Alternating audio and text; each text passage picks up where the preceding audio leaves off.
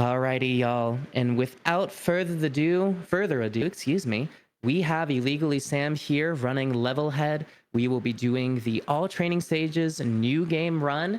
And yeah, we're ready to go. So Sam, take it away.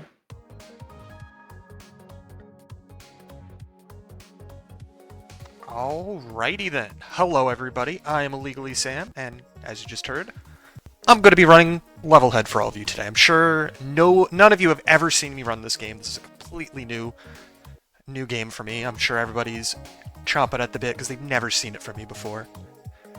But jokes aside, this is legitimately the first time I've ever run this specific category in a marathon. Because I've run all training stages before, but never this specific version of it, because all training stages new game is completing every single level in the game's campaign from a new save file rather than from a completed save file. And so I'll have to unlock every level along the way as well as beating all of them. But before we get started, in addition to setting one of my options here, I know that we have a bid war for what color GR18 is going to be. So what color is in the lead? Let me take a look real quick. Right now, we have gold in the lead with $26 donated towards it. All right. In that case, we will have GR18 be gold, which does deviate from my my plushie back here. The plushie is blue. No, not the cannon. Don't worry, the plushies aren't canon either. They're not official. Okay. Well, they're cute. That I won't deny. There is official merch from the studio, just not of GR18. But Gotcha. But now that we've got the color set and all the options ready to go, let's go ahead and get started in 3, 2, 1, let's go. Alright, so for anybody who has not seen LevelHead before, LevelHead is, as you can see, 2D platformer. It's a fun indie 2D platformer, especially because the main draw for this game is the fact that it is a user-generated content game. So basically, in addition to the 93 level campaign that you're going to be seeing here today, this game has a level editor and people can upload their own levels, and that's like the main draw of the game. But like I said, you're just going to be seeing the 93 levels in the main campaign here today. Which is still, like, if this game literally only had the main campaign and nothing else, that would still be a really great game, but this game goes above and beyond. But as for what makes this game special beyond that, you know, we're controlling GR18 here, and instead of just getting to the end of every single level like you would in a normal platformer, the gimmick for this game is that you have to go find a package and deliver it to the goal at the end, because you are a cute little delivery robot. And so, as a result, every single level will feature me finding the package here, and just carrying it with me to the end of the level, and doing a bunch of shenanigans along the way. Like that. Yeah, so in addition to the package being, you know, something that you pick up and carry around and you need it to finish the level, it is also a very useful platforming tool. And so we can throw it around, we can jump off of it, and we can even jump off of it in mid-air. And that is called a super jump. The super jump has multiple variations, like in this level I just did a ceiling super jump. There's even a wall super jump, which I will be going for one wall super jump later, but that is one of the harder variations, so it is not likely that I get it, and it is not required.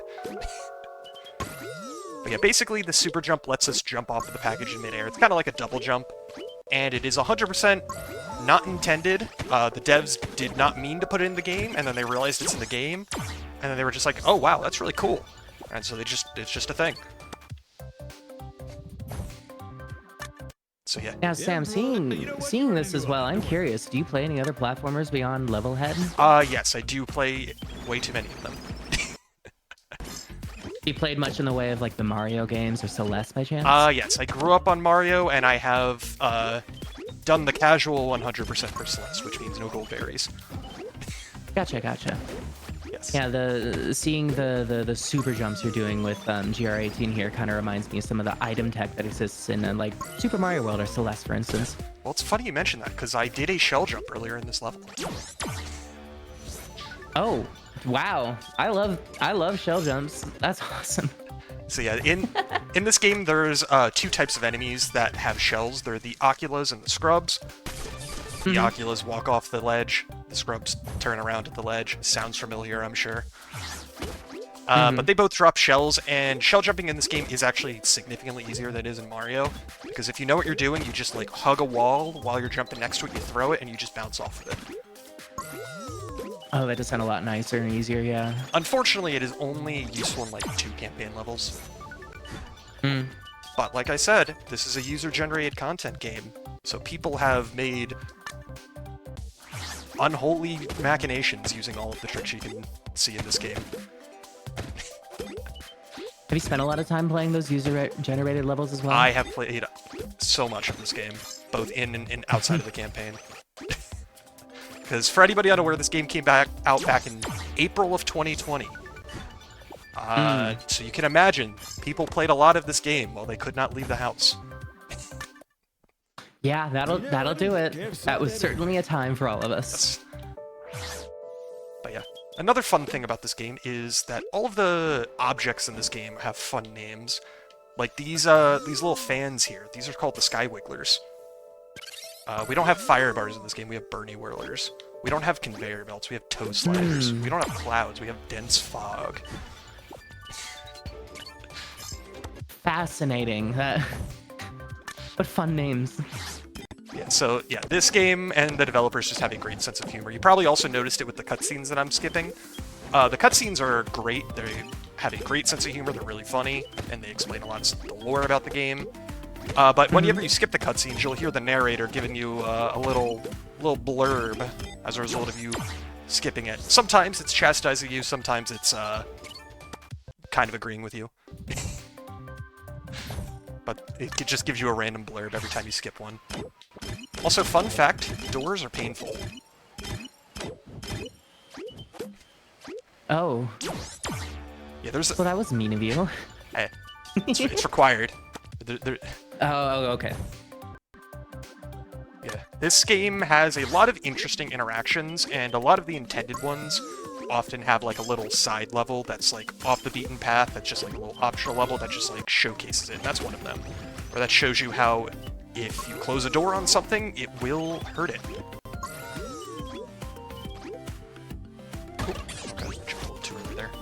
Is that one of the training stages that this category is named after? Yeah, the entire campaign is called the training mode.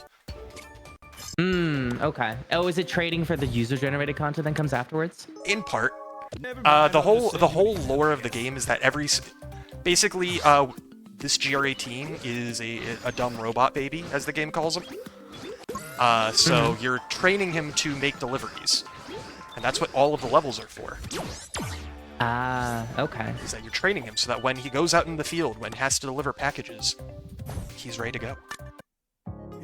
Skipping training seminars, you're a real good. Yeah, I saw that the category is available for this game. There was 2 different all training stages. One was new games, and the other one was just any percent. What's the main difference between the any percent and the new games category for this? Yeah, so this is new game, and that means we're running this from a new save file. While the N% run is just basically a new game plus category, you're just running through it all 93 levels as fast as possible. In this run, there's a handful of levels where I will have to get a certain amount of collectibles in order to unlock certain side stages. And so that's where the fun of this category comes from, is that it's kind of like a stepping stone to 100%. Because you do most of the levels just as fast as possible. There's a number of levels where you do have to go out of your way to get collectibles. Gotcha. Okay, so it's the forcing of having to get collectibles in order to unlock levels in order to continue through the campaign. That's the delineation there. It sounds like. Exactly. Ah, that's fun.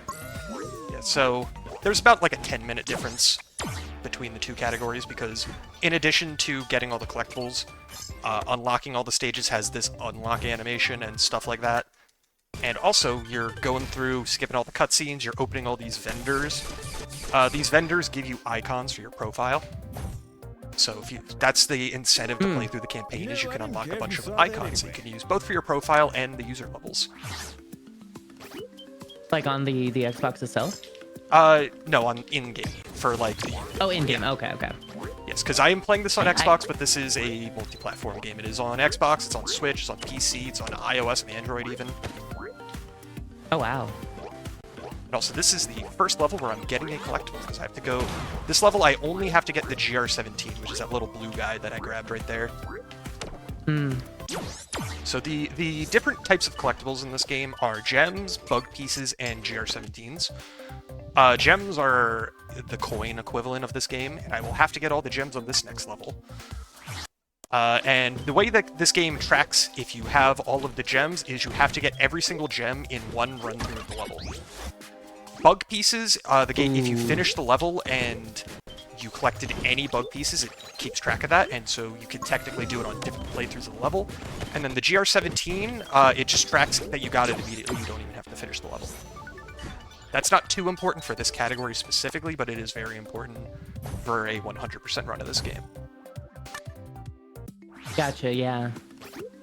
Reminds me of I think the older Spyro games had a similar thing where all the jewels in it you had to like get on one run through or it didn't count, which is always like, no, I got like 99 and then some dude got me there at the end. I gotta redo it all. It was brutal. Yeah, or it crashed with the boxes. Alright, this next level is a fun one. For this level, you hold right, and that's the level. This is outside of that jump at the beginning where you can hit a wall, the entire level is just a hold right level. I see. Alright. Yeah, this next level is a level that focuses on the sproing. Because, again, it's not a spring, it's a sproing. But the super jumps that we can do with the package, they are also possible to do with basically any thrown object that you can stand on, and that includes sproing, so you could throw a sproing up in the air, bounce off of it, and just keep going even higher because you bounced off of it in midair. And that is also the case for these throw blocks here, which are basically the package, but you can't finish the level with them. But they are useful for holding down switches, and I will be super jumping off of them in some other levels. Also, I didn't mention it earlier, but I did pick up the first power-up of the run, because this is a 2D platformer. What's a 2D platform without some power-ups? This is the tiptoe. The tiptoe is the wall jump power-up, where you can cling to walls and jump off of them. You can cling to the ceiling for a limited time, and if you press the B button, you turn into a bush. In addition to being a bush, which is fun, being a bush makes it so that you are immune to enemies and you pass right through them. And that was required for this level to turn into a bush as a result. It's not too useful outside of when it's required, but it will absolutely save your butt if you're in a combat section and you mess up. Yeah, I was gonna say, you look a lot like Spider-Man when you're in that power-up state. Yes, we call it... We jokingly call it Watermelon Spider-Man. I could see it. Yep. And this is another level where I have to get collectibles, but this level I have to get every single collectible. So I need to get all of the gems and the GR17. This level does not have bug pieces because not every level has every type of collectible. But we are going to not do this level as intended because in addition to being able to shell jump using shells, shells also can hold down switches. And so there's a few spots throughout the run where we're going to grab a shell and then use it to hold down a switch that we are very much not supposed to use it for. This is one of those instances. Because we're supposed to use this box, but instead we're going to use the box to jump over these spikes. Oh, yep. Yeah, because another mechanic that any thrown and held object can have is that when you throw the object straight down while you're in midair, it'll give you a little kick up so that if you're like right above the ground, you can actually just stay in place in the air above the ground by doing that. It's called item hopping. And like I said, you can do it with any item, and there's a number of spots where it is useful to do that over spikes, so that you are able to just platform over the spikes without doing things as intended. For example, right here. The intended way of going through that section is by, like, doing what we call shell surfing, which is you throw the shell down at an angle, and then, because you threw it down at an angle, you're able to just bounce off of it because the shell moves at the same speed you do. But item hopping there is easier. Like, this is a level where people don't even realize that you're not supposed to learn item hopping here because it's just very intuitive. Because item hopping is not intended. It's funny how we can have like little immersion gameplay moments like that where it's like, cool, this whole new thing that was never intended by the devs just like makes sense to do in this level. Exactly. Listen, The extra height from when you throw objects down is intended, though, because this is a level that's supposed to teach you about it. But we're still not going to do things as intended, because in addition to being able to throw objects to gain height, another way you can gain height is by getting sprint speed. So the way sprint speed works in this game is by running in a straight line, uninterrupted, for about 7 tiles. You will get sprint speed. And so as long as you don't hit anything, let go of the control stick or jump into the air, you will get sprint speed, and it lets you both move faster and jump higher. Also, this level has a funny trick that I will explain once I do it, because I do need to focus just a little bit.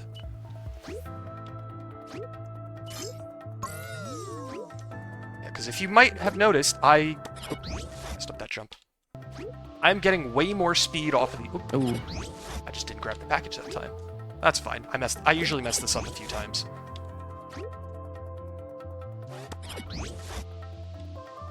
There we go. That's better. But yeah, I'm getting way more speed off of that platform than I'm supposed to. And that's because I'm using a trick that I call double platform momentum, where I get double the momentum from the platform. How intuitive. Yeah, I like my descriptive trick games. But yeah, the way that works is basically it abuses the forgiveness mechanics of the game, where this game has very lenient coyote jumping. And one of the aspects of coyote jumping is if you were to walk off of a platform that is moving, you would lose the speed from that platform when you walk off the edge. But if you were to jump off of it, you maintain that speed. And so the game basically makes it so if you were to coyote jump off of a platform, you would lose the speed when you walk off, and then immediately it gives it back to you because you jumped off the platform.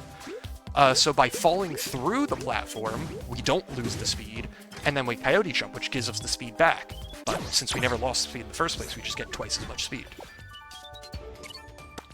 Yeah, it did look like you were hugging the platform a little bit when you jumped off of it to get that speed. So basically I was like running to the right, dropping through the platform, and then immediately jumping, and that gives me way more speed than I'm supposed to. It also means I had like a little bit of a claw grip going on, because I had to hold down and jump at the same time. Ah, yes, the forbidden claw grip, a platform player's just greatest bane. Yeah, because, you know, the classic dichotomy of analog stick versus D-pad for 2D games. I use the analog stick most of the time, but if I need to drop through a platform, I use the D-pad. Oops. I didn't actually want to throw that key. I don't know why I threw that. I wanted to keep the key. But yeah, I hold down on the D-pad because that way I can just hold right on the control stick, and it makes things a lot more consistent for me. Gotcha. Also, I'm 100% not doing this level as intended. I'm supposed to get the tiptoe, but instead I'm just going to get the package, go over here, and then go on top of the map. Oh. So yeah, camera borders are kind of a suggestion in this game. They're a forceful suggestion, but they are a suggestion. So basically, if you go off the top of the map, you can go as far off the top of the map as you want. You can go like a tile or two off the sides, and you can even go a tile off the bottom, but gravity exists, so good luck getting back up from the bottom of the map if you go down there. But yeah, there's a number of levels where it is useful to take advantage of that.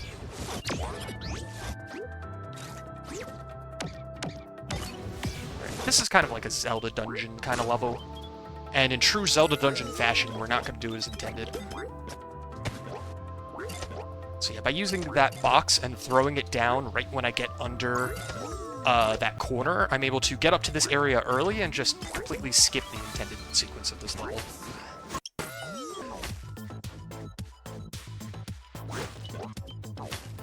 Oh wow, this level has just a lot of pretty colors going on in it. Oh yeah, no, the art in this game is phenomenal. I agree, and I think it would be great if we got to see even more of that art. Which, by the way, y'all, we still have that bid war going on for choosing what color GR18 is at. Gold is currently in the lead at $26, but if somebody was to donate as little as $2 to the fuchsia color, we'd have to go change GR18's color to fuchsia. So, if you want to see even more of the art in this game, consider donating towards that bid war. Also, this level is just the speedrunner motto, time is hard.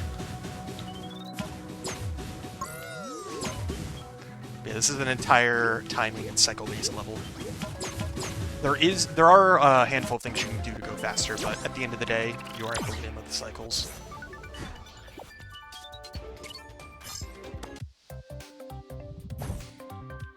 Honestly, you cruise through that. I would not have even guessed it was an auto-scroller. Well, I wouldn't say it's an auto-scroller. We do have some of those later. We have approximately 2.5 auto-scrollers in the run. 2.5. What makes half a level an auto-scroller? Or is it half the level or half an auto-scroller? Yes. All right, that didn't help. It'll be obvious later, but basically the camera Gotcha. the camera in this game is a thing that you can modify when you're making levels, and every level in the campaign was made using the same level editing tools that are in the normal level editor. And so all of the camera work in every single level, if it's not just the default camera, is done manually, and that includes auto-scrollers. And so one of the levels later will have an auto-scroller for part of the level, and then the camera will unlock, and then you're back to normal movement for a little bit.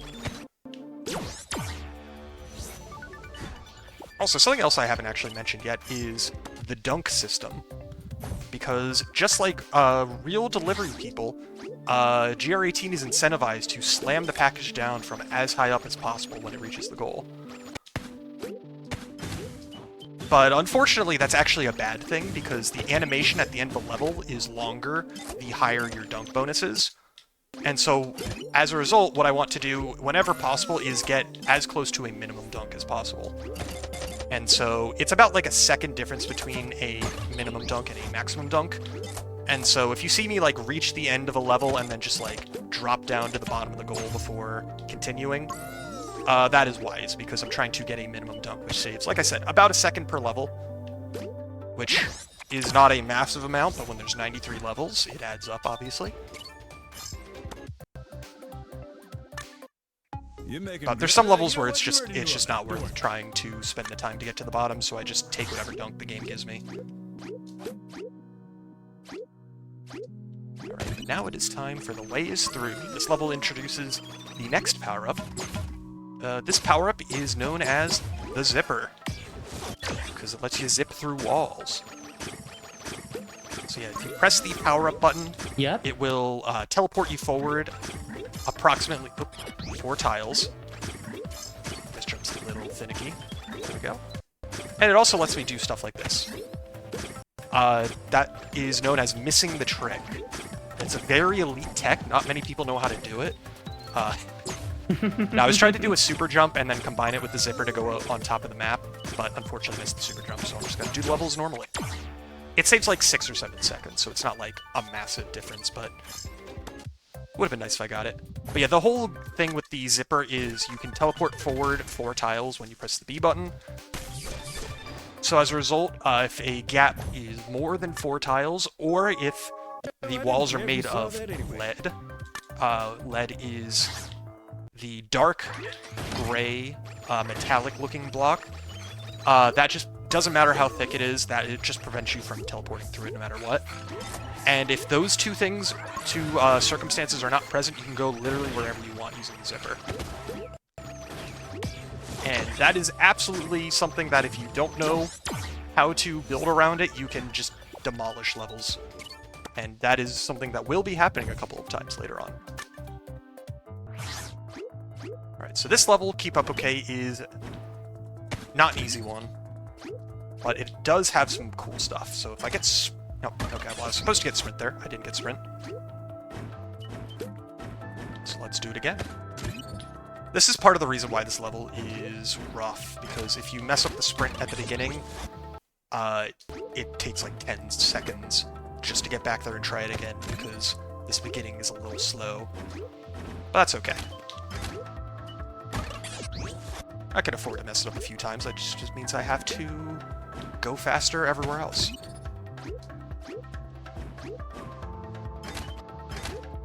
Alright, there we go.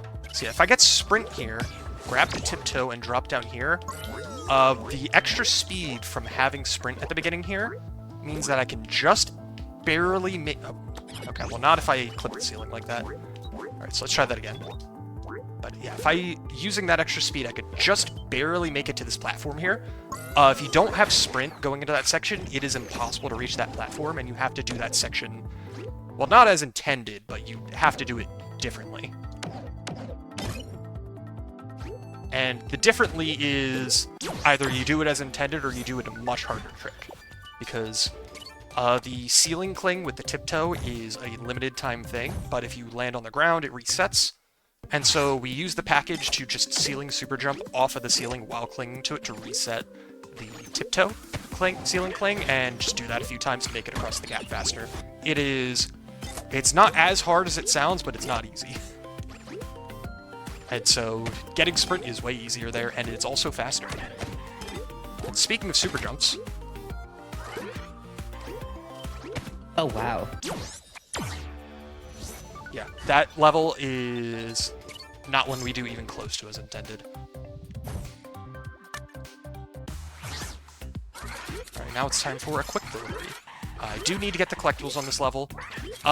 Interesting thing is that technically, the level this unlocks could be unlocked by getting all of the collectibles on a different level as well, but this is the shorter of the two levels, so obviously that means it's better to get the collectibles on the shorter level.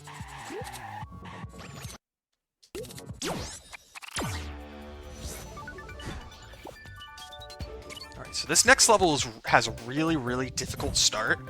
It has an elite tech known as going left.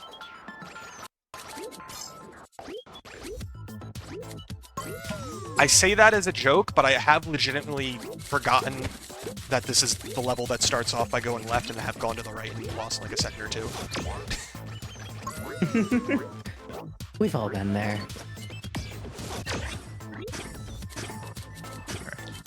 Yeah, that level's not... It doesn't have anything too wild going on, but it has some pretty precise movement to do it quickly. Right, but speaking of cycles, this level is Cycles Incarnate, because this is the level that introduces the clock switch, which is basically just after every certain amount of time, it switches from on to off and then back to on. And as a result, if you need to do anything that is attached to the clock switch, you just have to wait for it to switch. Makes this level, like I said, very, very cycle-based. I'm curious about these cycles as well. When you hit checkpoints, are these cycles that are associated with a checkpoint, are those actually saved at where you're at, or are they just continuously going in the level regardless of when you hit a checkpoint? So yeah, the way checkpoints work in this game is it's essentially a save state of when you hit the checkpoint. Okay. So if you hit a checkpoint, everything in the level will, with like the exception of like very, very small edge cases that people have figured out for user levels and not anything you'd ever find normally, everything is exactly the same as when you hit the checkpoint, even down to if you hit the checkpoint with sprint, you keep sprint when you respawn. That's what I was wondering with that earlier level, with you have to have sprint to make that specific cycle. So yeah, it's one of those things where you don't realize how good you have it until you go back and play something else where everything in the level resets every time you die. It does mean that some funky stuff can happen if you hit a checkpoint at a bad time, but for the most part, that's not too much of an issue.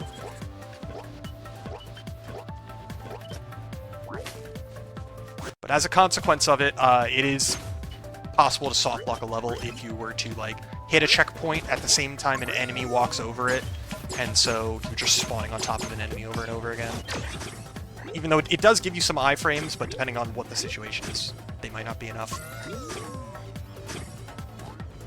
Is that a common enough occurrence so you have to like be wary of it in this run? there is like one spot where it has ever happened to me. And Oh, that's not too bad then. and it's as long as you do things correctly, it'll never happen to you either.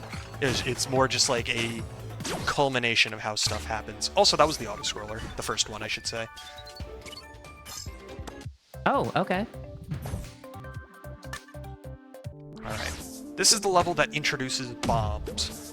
And bombs are a great example of how almost every object in this game has some movement utility. And that includes bombs. Because the explosions, if you are caught up in the explosion, they just launch you forward. And so, ideally, you can make use of that. Just, you know, launch yourself across the map, go really, really fast. This GR18's a hardy little fellow. My goodness. I mean, he is a robot. That's true, but I think usually robots and explosions don't mix that well. I mean, he is a delivery robot. guess- He has to be prepared for anything. You know what? He might just be built different. That's fair. Alright, I messed up the timing of that jump a little bit, so I have to do the slower cycle, but that's fine.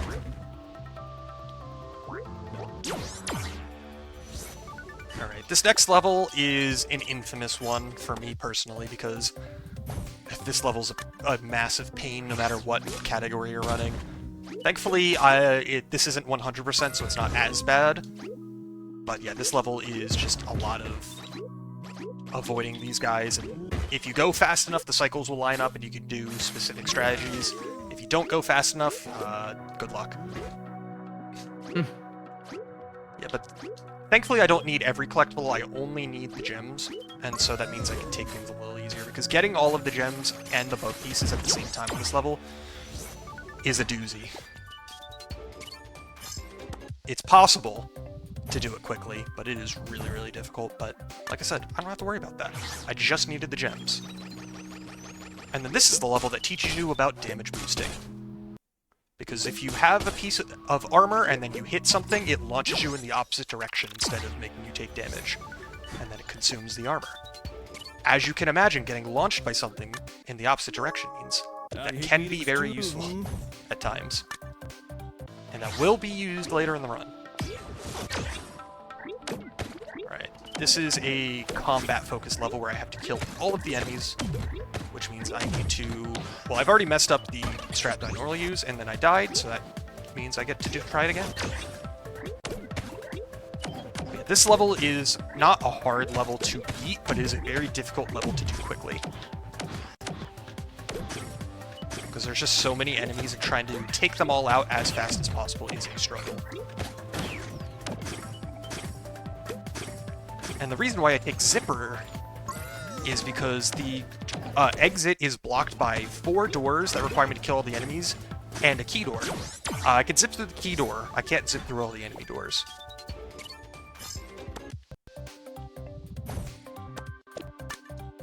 Alright, and I did open the settings menu there on purpose, because I went to the right too quickly. But the way the map movement works in this game is, like, you move to the next tile, and then you have to wait for the ship to actually reach it. But if you were to open the menu during that map movement, it instantly puts you on top of the next tile.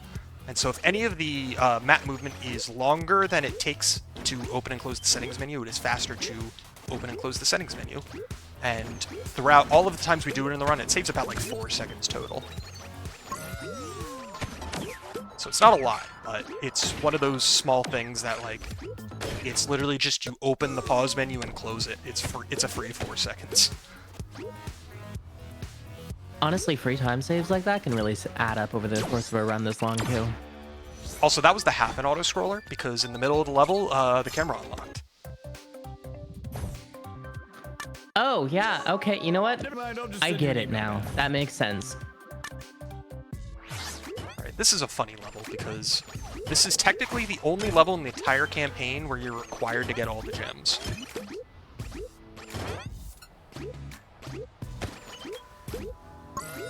The reason for that is there is a door at the end here that is tied to a switch that requires getting all the gems. And there's no other way to finish the level. because I have proper low percent in this game as far as like low percent on the map goes. Like in the top right-hand corner there. It's a massive meme, but that is the only level where you're required to get all the gems, which means that if you were to do that run, that is the only level that ruins you from skipping all of the gems on every level. Alright. Yeah, that'll do it. So this is an interesting level because it lets us do this. So that enemy is a pop jaw. It teleports around, it's kind of annoying. But the item that it drops is called a pop jaw medallion, and if you throw a pop jaw medallion, it'll, you know, move around, fly through the air, roll around, and then a couple seconds later it'll teleport you back to it. And so the way we can get through that level as fast as possible is we just drop down, grab the package, and then teleport back up because we threw pop jaw medallion before dropping down.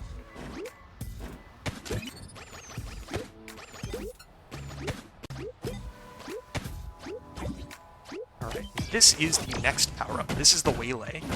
It can punch. As for what that punch can do, if you punch on the ground... Mess that up. If you punch on the ground, it does a horizontal punch, and it can damage enemies. I mean, it can damage enemies no matter how you punch, but the one on the ground is... You know, it does that. If you punch in the air, it does a diagonal punch. And if you combine it with sprint, you just go really, really fast.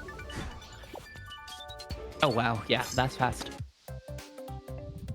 So yeah, this is one of those power-ups where it's technically meant as a combat-focused power-up, but it still has a ton of movement utility on top of that. And as a result, this is the power-up that actually lets you get the highest speeds in the entire game. Alright, so this is another mostly combat-focused level where I have to kill a bunch of pop jaws, which is where the Waylay does come in handy as a combat power-up. But this big pop jaw at the end here, we're supposed to kill it, but the switch system that it has set up only keeps track of if the pop jaw is in the arena, not if it's alive, so we can just make it leave. And the game thinks we beat him. Yeah, the reason for that is there's two types of switches that keep track of enemies. One of them is just how, like, are there enemies present currently in the area I'm keeping track of, and the other is how many enemies have died. Also, I got the wall super jump. I was not actually expecting to get it. Yeah, the wall super jump is the hardest normal form of super jump, and I go for it at the beginning of this level, and if I don't get it, I just kind of move on.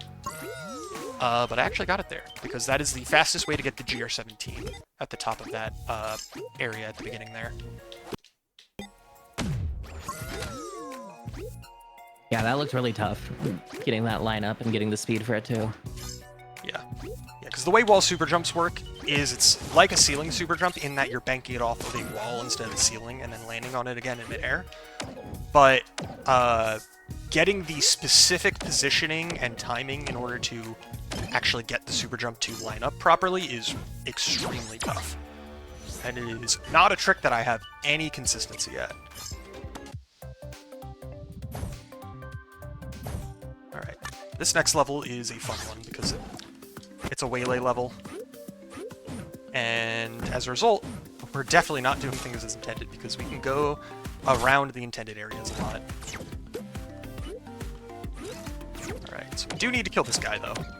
But by taking this bomb that is in that arena down there and dash it across this gap, we can go outside. Oh, too far. If we go out around the outside of this area here and then use the bomb, we can go up on top of the map, dash across the ceiling here, and then just go grab the package, which we are not supposed to do. The intended way of going through that level is there's a bunch of challenges that you can do. There's 3 batteries all scattered all throughout that you're supposed to pick up and take back there. And those batteries turn on the toe sliders, which makes the package drop down. Yeah, we have to... You could just go grab the package. Alright, this level is kind of meant as the level that's supposed to introduce you to, like, the tools that let you make music levels. But by just running to the end, we completely ruin whatever song is supposed to play there.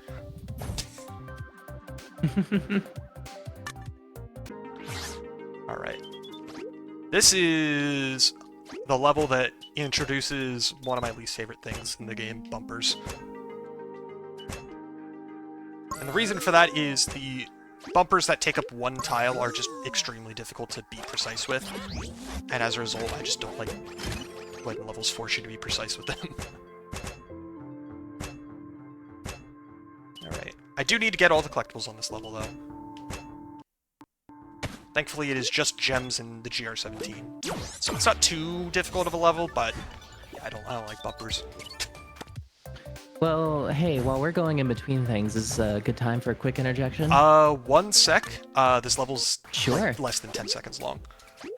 Sure. Because we skip the entire thing by super jumping up here, grabbing the waylay, grab the package, and you'll notice the par time for this level is 1.5 minutes, and we just finished it in 10 seconds. Alright, now you can go ahead. Yep. Perfect. Well, I just wanted to take a quick moment here to remind you all of the milestone that we currently have going on. If we manage to raise $1,950 by the end of the run after this, the Super Monkey Ball 3D, excuse me, speed run that Peas will be doing, we will be doing a bonus monkey race showcase for that. So, if you want to make sure that we hit that showcase, why not give some variety to GR18 here and change their color? We do have that bid war going on. If Fuchsia was to get as little as $2 towards that pull on the bid war here, we'd be able to change the color of GR18. And I'm gonna be honest, y'all, I'm getting kind of tired of gold. I want to see some variety coming on here. Unless I'm wrong, maybe you like blue or green or more. Why don't you tell me what your favorite color is in the donations and we can figure it out from there, chat. Clearly you should like blue or green better, because that means you have to donate more money to make it win. That is true. I do like green. However, fuchsia is a very fun word to say, so I'm kind of leaning towards that. Not a lot of colors with a sh sound in the middle, you know? Chartreuse. I thought that was like a cheese. Chartreuse is a color. Wait, is it a color? Yeah. What? What color? Okay, what color is chartreuse, chat?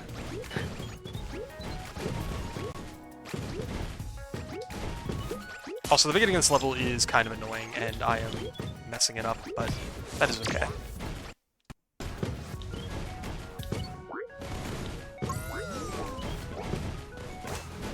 I think I might be thinking of those things that cheese and ham are served on, now that I consider A this charcuterie longer. board? Yeah, that's the same word. It's not, but I'll It's- let you think that. It's like close enough. If you looked it up in the dictionary, you'd be able to get them confused. They're like right there. Alright, well, thankfully I have a dictionary. No. Let's take this brief moment to reference Oxford in this speedrun of ours. Yeah, you've heard of the Oxford Dictionary? I read from the Osborne Dictionary.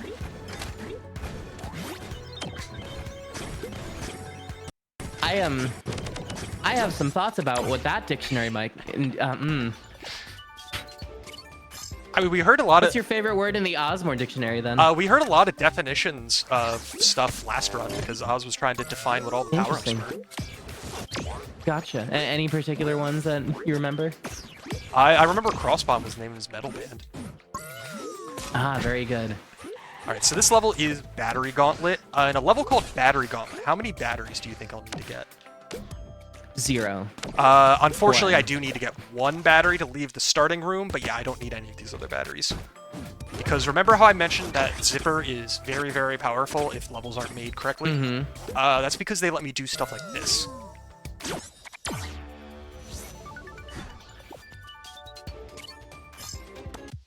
So yeah, you could just not do that level's intended in the slightest. Oh, yeah. Well, there was a level there. Yeah, speaking of level that was there, that level's over. Oh my gosh, that was so quick. Yeah, that's the shortest level in the entire game. Alright, now we get to do some more bomb jumping.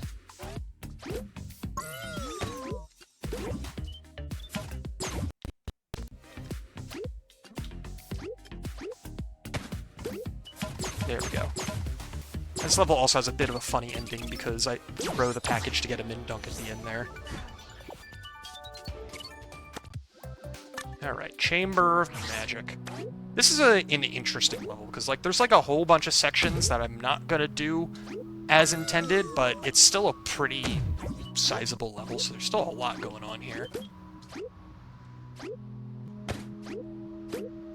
Yeah, because I can super jump over here, grab the key a little bit quicker than I would otherwise, item hop back with the key to make it even faster.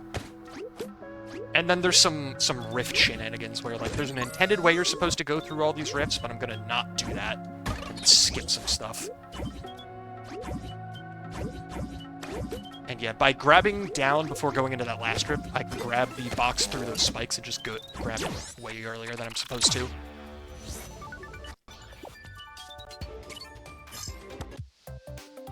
Alright. Now for the last level of this little branch here. This is like a little key switch puzzle where you have to deposit the keys into these switches in the right order. Messed up that key throw, but that's okay. So yeah, these are levels where if you were to mess up and not put things in the right order, you would need a reset to the checkpoint, because these keys do not respawn. But thankfully, it's a speedrun. I know the puzzle already. I know how to get through it. I don't need to worry about that. Okay, Hollow Mountain Hike, legitimately one of the hardest levels in the run, and on top of that, this is a level where I have to go to the collectibles, which makes it even worse. Yeah, this level is infamous because if you're playing things like more casually, this is just a difficult level because it's, you know, a vertical level. If you fall down, you have to climb all the way back up. It's difficult in a speedrun because a single mistake will send you all the way back down, and because I messed up at the beginning, the timing for that jump was off, so I did not get the box that I wanted to. That's okay. I can improvise. Because since I have to make this trip more than once anyway, I might as well just get the gems while I'm up here. Okay. So this is definitely a bit slower than I would like it to be, but that's okay. As long as I get through this level and I don't lose like a minute, I'm happy enough. Because like I said, this is a very vertical level. If you fall down, you have to climb back up. That makes it very, very frustrating.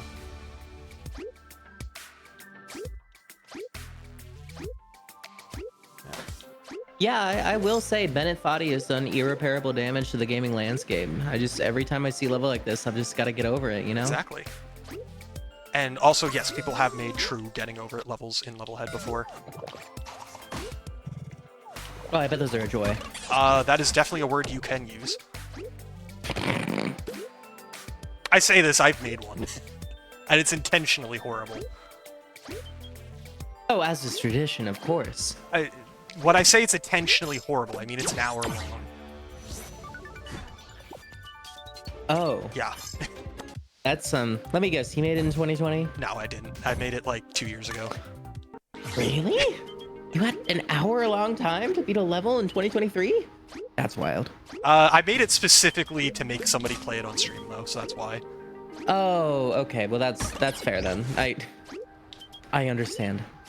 Yeah, because it was an intentionally horrible level. Because it had some getting over it gameplay where you go up to the top, you grab an item, you jump back down to the bottom, then you do it 98 more times.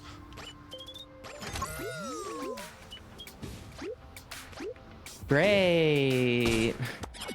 am a That sounds fun. I am a master at making levels that are intentionally bad. Mm-hmm. Don't play them. I'm trying to remember, the Mario Maker community used to have a term for levels just like that. I mean, we call them garbage. That's the term we use, but... True. Kuso's also been used, but... What was it? Alright, so this is, that's an incredible GR18. This has a very fun skip that is also one of the biggest skips in the entire run. Alright, so let me get it. There we go. So yeah, Birdie Whirlers interact with damage boosting a little funky, and that lets you just fly up to the top of this map. And so combine that with the fact that we have Zipper, and we can just absolutely eviscerate this level. Yeah, chat, please take a moment to admire all the level we're not playing, because we're fast. Yeah, this level normally is like 50 seconds long, if you were to do it as fast as possible as intended. The IL for that level is 16 seconds. So it saves over 30 seconds, and so even if you were to mess it up a couple of times, you would still be saving a lot of time.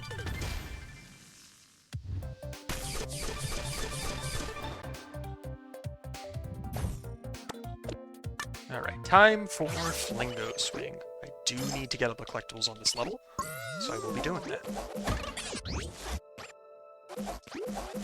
Right. Actually, that was a scenario where grabbing that checkpoint is actually not helpful because it just messes up the momentum for going through that section there. Because you don't, that's like one of the few things that doesn't save is your current momentum. Makes sense. And also, like, if you were to hit the checkpoint at the top, you would technically have slightly different movement after the checkpoint versus before you hit the checkpoint, because if you hit the checkpoint at the top, you still spawn at the bottom of it, so it makes the movement a little bit different, stuff like that. So that's an instance where, because of the very slight difference in movement, yeah, that makes you lose a little bit of time, because, and therefore that cycle doesn't quite line up the way you want it to.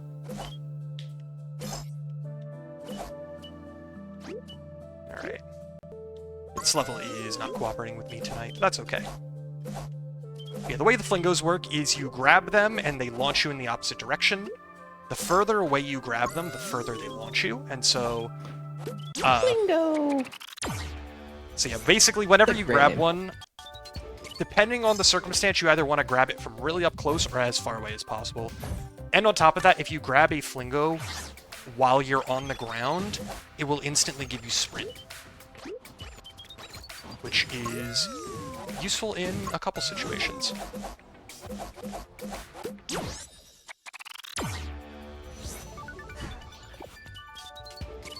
That was so smooth. You know, that actually went pretty well. That level sometimes does not go well, as you can imagine.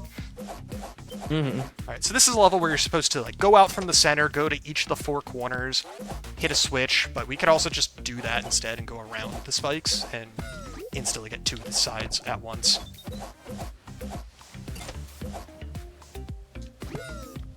And whenever you want to get back to the center, you could just use the Flingos to launch yourself horizontally.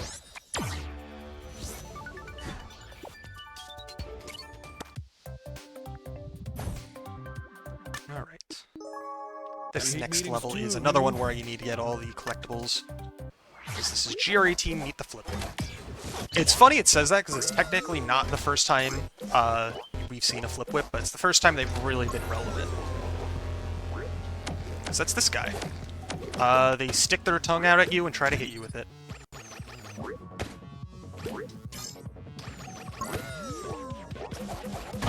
I suppose they're hungry.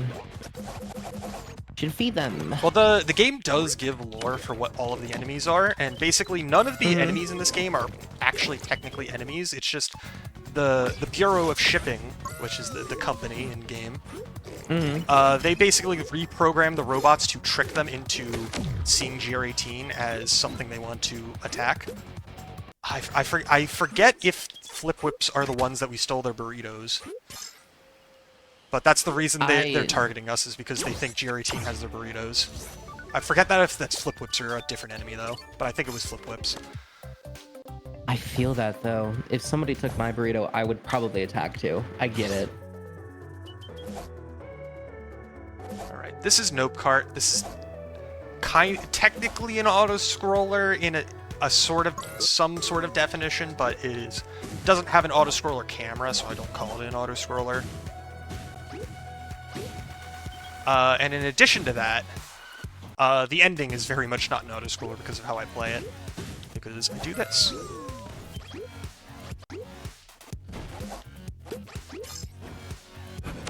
And there we go. Very smooth. Yeah, that is a level that casually is the bane of everybody's existence. Because that is legitimately, like, not an easy level to do casually when you don't know where all the obstacles are and all the projectiles are and everything. And you're reverting back to the checkpoint all the time, but in a speedrun, it's a pretty fun level. I like it. And also, this is a passcode kind of level where you have to go around the map, solving puzzles, and it'll make like signs appear, and each sign is a different switch that you have to press. But because it's the same every single time, we can just ignore the rest of the level and just go finish it. This is another interesting gimmick level where like you have to hit these switches to drop the enemies down into these buckets, and then once all of the enemies are in the bucket, the game lets you progress. This level is one of the levels of all time casually, but in a speedrun, since you like know all the timings of everything, it's not nearly as bad. But doing that level casually, yeah, you could be stuck on that level for minutes at a time. Alright. This is the Temple of Karma. This is another enemy gimmick level, because the whole gimmick on this level is you can't kill any enemies. If you kill a single enemy at any point, the level just instantly kills you. And so as a result, you have to avoid enemies the entire time, because the game gives you the Electro Shield here, which is one of the 2 types of invincibility. And the Electro Shield is the type of invincibility that instantly kills any enemy you touch. Alright, there we go. So that level is tricky, but I like it a lot. That one's a fun one.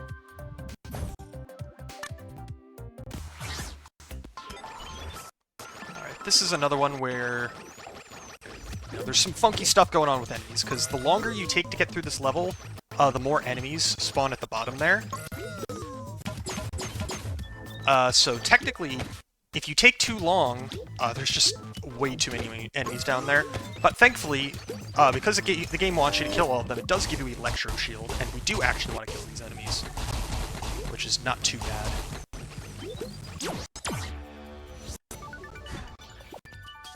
Yeah, it's one of those things where the longer you take, the more time you lose, which is kind of redundant, but it's true, because the longer you take, the more enemies you have to kill, which makes killing all of the enemies take longer. Yeah, makes sense to me.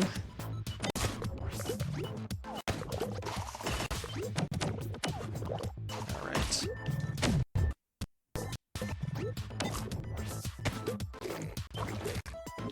Alright, this is another level where you just kind of... Ow, that's unfortunate. So yeah, what happened there is I picked up what's known as Slurp Juice. Slurp Juice is the anti-speedrunner item because it slows everything down. Casually, it's nice because it's kind of like a slow-mo mode, so like you can avoid things easier without getting overwhelmed. But yeah, in a speedrun, it literally just loses you time because it makes things slow. So ideally, I wouldn't have picked it up there, but stuff happens. Never mind, Alright. I'll just send you This next level has the next power-up. This is the Ripcord. And as you could probably guess by the name of the level, Fly GR18, it is the flying power-up. So yeah, it's kind of like a jetpack, in that when you hold the A button in midair, it, rockets you upwards, and then if you hold the B button in midair, it lets you glide down gracefully. The glide is infinite, but the jetpack is not. So you have to land on the ground again to refuel, but you can also do stuff like that. Where that was a pixel jump. Ooh. Pixel jump. Ooh. Basically, hazards in this game are not a full tile, and so you can technically land right next to them if you are very careful. And that pixel jump was an assisted pixel jump because I could line up with a wall first, which made it a lot easier. But yeah, I was able to just refuel somewhere where I'm not supposed to.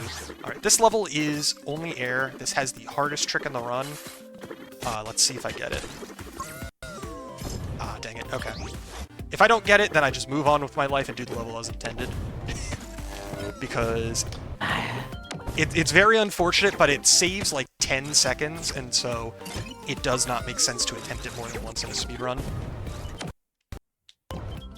Yeah, I see where you're going for that, though. If you were able to get underneath that wall to grab the package early, that'd be pretty quick. So if you remember, like, 30 plus minutes ago when I said you can go under the map by a tile, but good luck getting back up, yeah, this power-up is the power-up that lets you get back up. And so by going under the map in the middle there, you can just skip that whole battery section, but it is very, very finicky. The game does not like it when you're under the map like that. So in addition to, like, actually getting under the map properly, you also have to time the ripcord so that you get back up without dying. And then on top of it all, there's the swoopadoops on the other side of that wall that sometimes just don't like you and kill you anyway.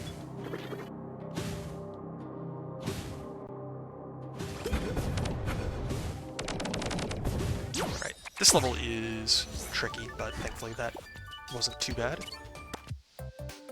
Yeah, you're supposed to use the hover to avoid the obstacles on the way down, or you could just YOLO it. And by YOLO it, I mean I know where all the obstacles are going to be, but it looks like I'm YOLOing it. Alright. Mess things up a little bit, but that's okay.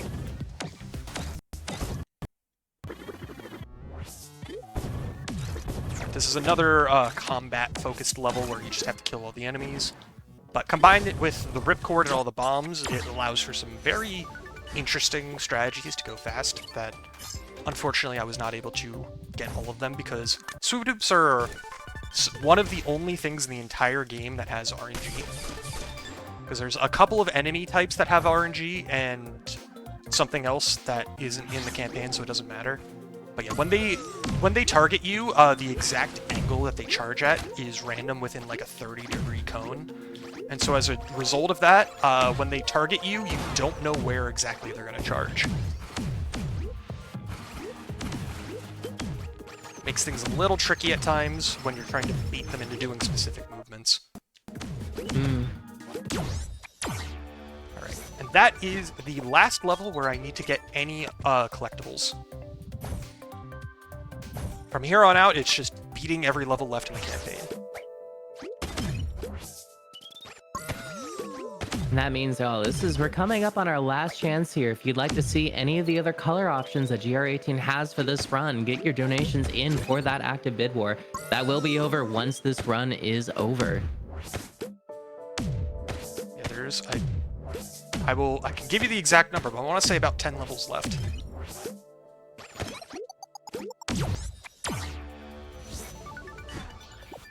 And while a lot of the levels are beefy, they are not all beefy. Yet there's 9 levels left after that one. But this level, Ride the Spike, this is intended to be an auto-scroller where you ride these platforms around. Yeah, I'm not doing that. Instead, I'm doing this. Ah, dang it. Missed the package grab. Yeah, this is not an easy level to actually skip the entire level for, but you can do it, so therefore you gotta go for it. It's fast. There we go. That's better. Do love being fast around here.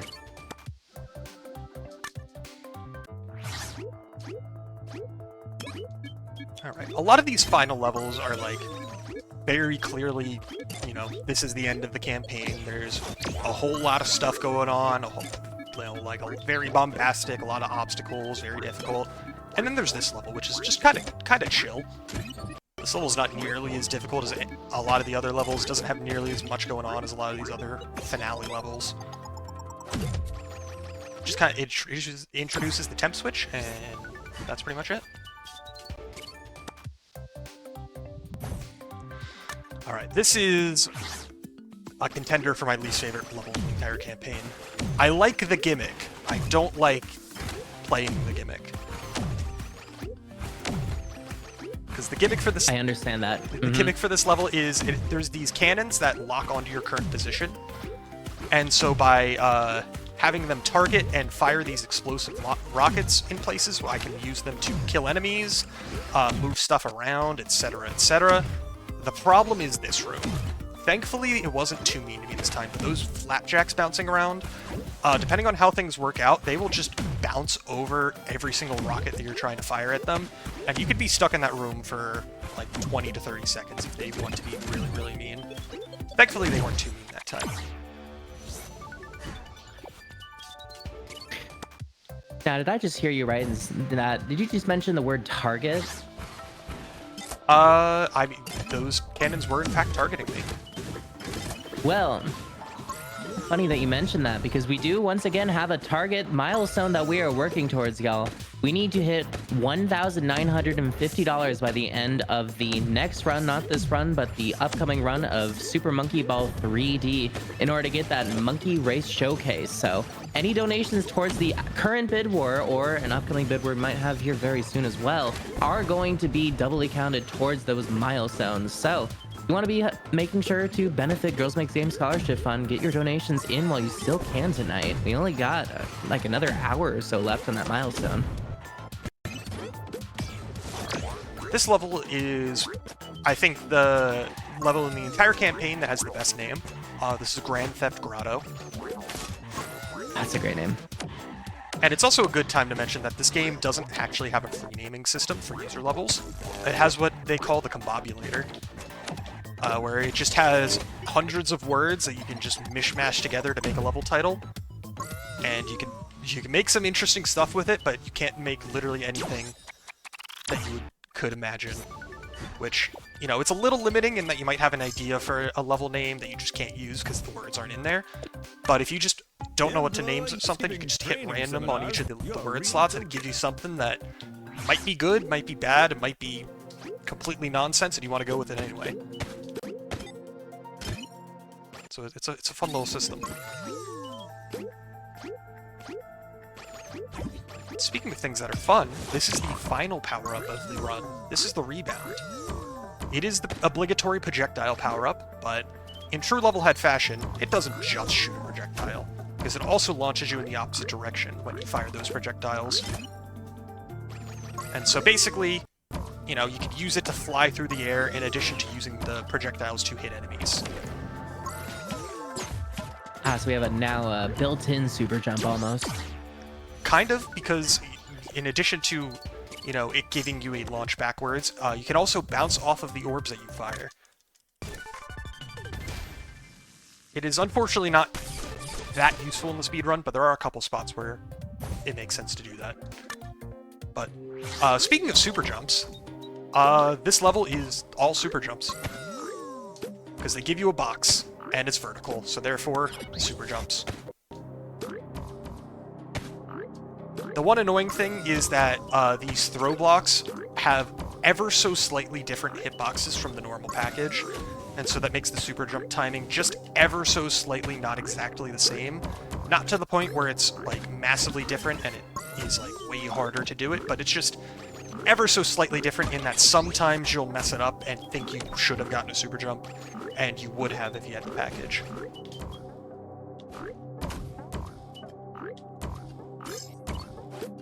Also, another little quirk slash mechanic of the Rebound that I used in that level is that at any given time you can fire 2 shots with the Rebound, and then a certain amount of time after you fire the first shot, the shots will recharge. It'll have like the little like, I call them sweat drops. They're not really sweat drops, but those appear over Jerry Teen's head, and they indicate to you that, hey, you're recharged. But like I said, that starts after the first shot, not the second shot. So if you want to, you can time it so that you fire the first shot, save your second shot, and then fire the second shot right before your shots recharge. And then you can fire that second shot, they recharge, and you can fire 2 more shots and get a triple shot. Ooh. Also, is that utilized anywhere in this run? Yes, I used it earlier to basically have 2 shots when I wouldn't normally. By gotcha. Timing things out. And it's also used in 100% in a few spots as well. Also, I mentioned how this is a user-generated content game with a lever builder. Yeah, the penultimate level in the entire campaign is a troll level. Oh, of course. What would a user-generated game be without a troll level in it? Yeah, this is legitimately, I think it's a pretty fun troll level, but obviously I am demolishing it without actually falling for any of the trolls. I'm seeing these bumpers come out of nowhere. Also, I mentioned it's the penultimate level. That means this is the final level in the entire run. Time will be after I hit the goal at the end of this level. I will obviously call that out when it comes up. But yeah, this is basically like a last hurrah. It like features everything you've seen throughout the game so far, and in true you know, LevelHead fashion, we're going to use a super jump and skip one of the sections. So yeah, there's a section for each power-up, and you're just not going to see the tiptoe section.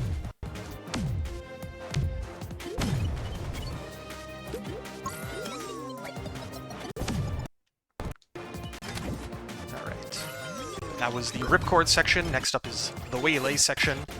In true waylay fashion, the game wants to kill some enemies.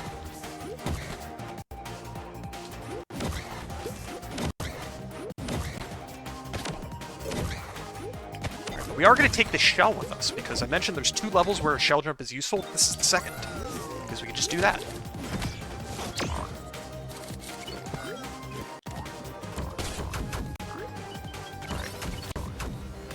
Because the rebound is the other combat power-up, we're also going to be using that in combat here. So it went the direction that it does not normally go. Okay. And we can also use this pop draw medallion to save a little bit of time. Well, I would have saved a little bit of time if I didn't hit the spike. That's unfortunate. Not a big deal. But now that we have the zipper, it's time for some zipper cheese, because it's the final level of the campaign. Of course it's going to have zipper cheese. Alright, time is coming up, and time. GG's. Right. And that was LevelHead all training stages. From a new game, so you got to see me unlock everything as well. Yeah. So yeah, that was a fun run. Definitely was far from perfect, but what run ever is. No, I think it went well. Yeah, as long as people had a good time watching it, that's all that matters at the end of the day.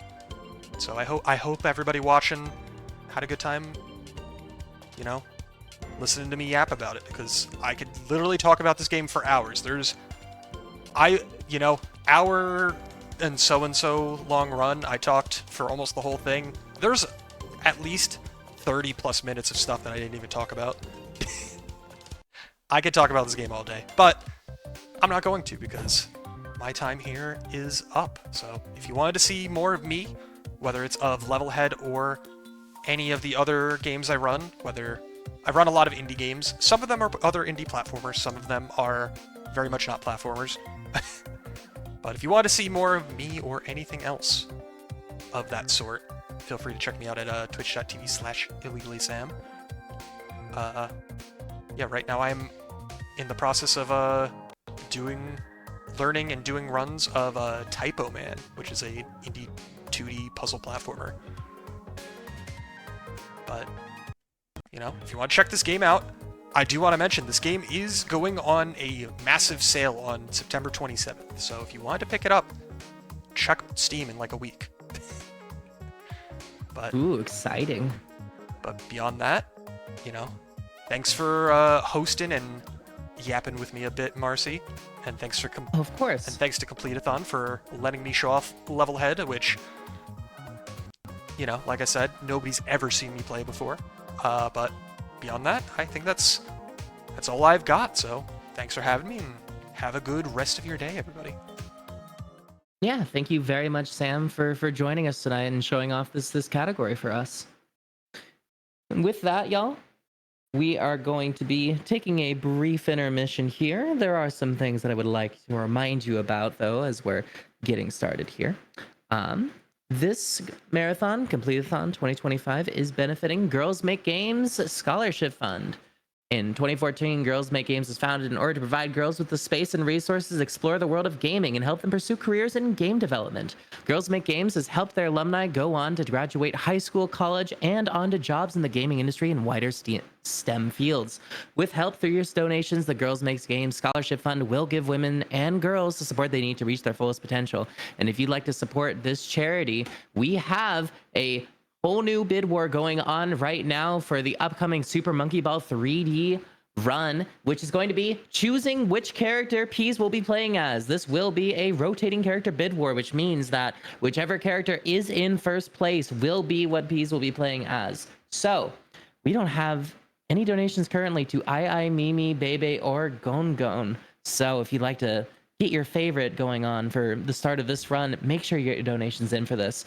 Plus, we still have that milestone that we are working towards to finish out SMB 3D.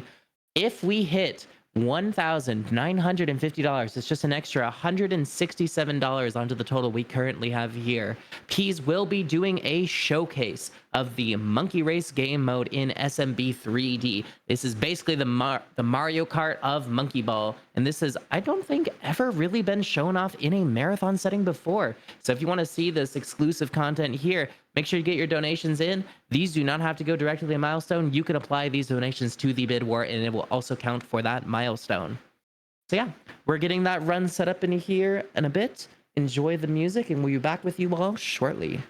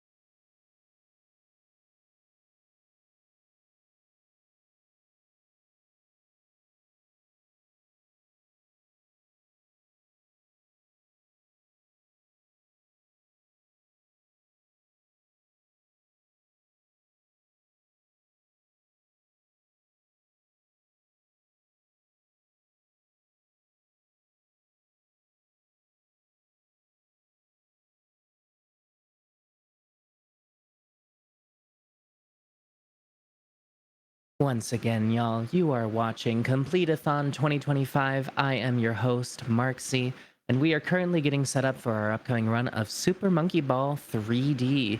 We do have an active bid war going on for that, and we have a $5 donation going towards that from Satan herself, saying, "Hi, Peas and Marksy. I always love watching you monkey around, Peas. You're one of the coolest gamers around. As for the bid war, women." And this donation went towards the bid war. It was applied towards Mimi. So currently Mimi is in the lead with $5. Any other donations towards either Gon Gon Baby or I that are more than $5 will immediately get them in the lead too. So, I mean, this is a charity benefiting Girls Make Games Scholarship Fund for women and for girls. So I would say I want to be pro girls, but I don't know. I've always been a fan of Baby myself. When I was playing Super Monkey Ball growing up, that was always the character I gravitated towards too. They're just a small little guy. I think they're super cute. I'm curious, y'all have any preferred characters in a Super Monkey Ball you like to play as? Because if so, you could be the difference that makes them show up here on screen for this upcoming run. So yeah. I would also like to remind chat that women were once, also babies like men were too. And so I do think Baby, last I checked, I do think Baby's a woman. I might be wrong. You could correct me on that with a donation though. Yeah, Girls Make Games Scholarship Fund is doing incredible work. While women, I'd like to remind y'all, make up nearly half the gaming population. I think might even be in the majority, honestly, if we were to include all the mobile gamers in the statistics as well. Less than 24% of game developers in the US are women themselves. Girls Make Games was created to address this gender gap and create a space for girls to explore the world of video games. To date, nearly 25,000 girls in 160 cities and 22 countries have accessed game dev workshops, summer camps, and tutorials. GMG's published titles have been downloaded over 190,000 times on partner platforms like PlayStation, Nintendo Switch, Xbox Creators Program, Steam, and Google Play. By inspiring girls to engage with Steam through the fun and creativity of game design, we're creating a world where girls have the chance to discover their potential through gaming and game dev. So all donations to this event are, of course, going to that charity, and we have to raise another $62 in order to hit that incentive for the Monkey Race Showcase. So make sure you get your donations in. Maybe make this rotating character bid word interesting. And I believe we're just finalizing setup here. So I'm going to go double check with the producers and make sure that we're good to go. But that run should be starting here in just a moment. We will be right back.